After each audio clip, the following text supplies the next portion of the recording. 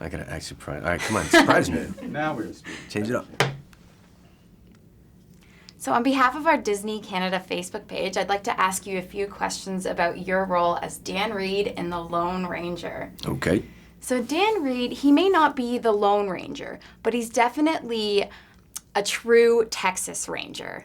So what are some of the qualities that Dan Reid possesses that make him a true Texas Ranger? Well, the difference in them is their code of justice. Here's John Reid coming back from law school with a very clear idea of what's right and what's wrong. What's good and bad. Yeah.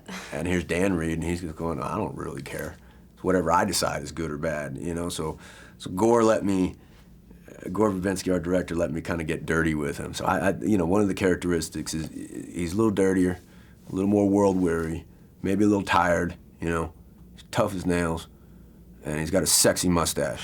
So that's. He does. Yeah. He's a little rough around the edges, right? He's a little rough around the edges. Yeah, he's a little punk rock though. Yeah. He's got a little Sid Vicious in him. What kind of physical preparation did you have to experience in order to be a Texas Ranger? I went in and I'm talking to Gore Verbinski and Jerry Bruckheimer about the job, and they hadn't given me the job yet. And so they're talking to me, and they're like, "Do you know how to ride a horse?" And I went in this long-winded explanation about how horses and dogs are the only animals that human beings can kind of grow to have this very symbiotic, special relationship with, where we understand each other. And then at the end of it, I said, I have no idea how to ride a horse. And it's the first time in the meeting Jerry Bruckheimer laughs. The first time he smiled, and he says, you're the first person to tell us the truth. And then Gore says, well, you're gonna learn. And they brought me out to Albuquerque 6 weeks early, and they put me through a cowboy boot camp. Yeah, It's intense. It was a good time though. It was a good time. I mean, it hurt. It was physically, your body wants to fall apart. It's not. I'm from New York City. I walk. I take the subway. I'm not used to riding a horse, and it requires these different things of you. And by week 2, you're having trouble getting out of bed. Yeah. Parts of your body are hurting. You didn't even know they existed. Right. But then suddenly week 3, week 4, week 5, you start to get a little tougher, and then you start to think you're tough, and then you hang out with the real guys. You realize you're not tough. I'm just an actor, and so on and so forth. You don't want to get into it in my head, but So we saw you recently in Iron Man 3 as a villain, Eric Savin. Now we see you maybe not as a good guy, but on the good side. On the good side. Which one's more fun to play for you? They were both really fun characters. I mean, they're very different. Very different.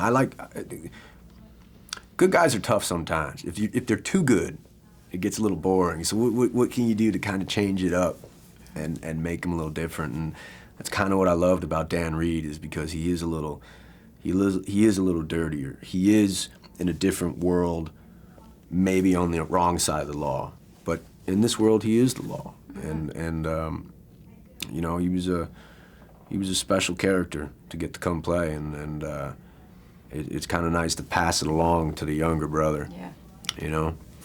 He deputized him a Texas Ranger, and it's.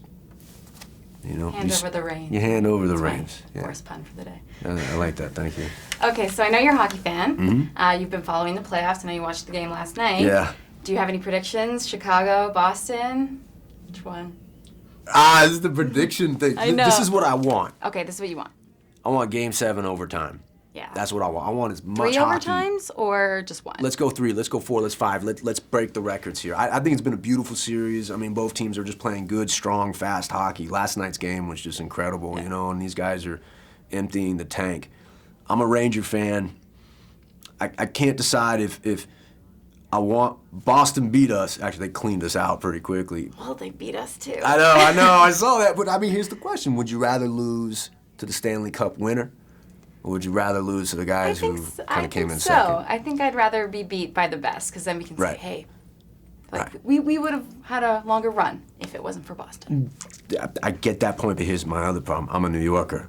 I'm not allowed to cheer for Boston in anything. So I'm just gonna say Game 7 overtime. Sounds good. All right, thank you so much. It's a pleasure meeting you. Thanks. Cheers. You're awesome. Thanks, son.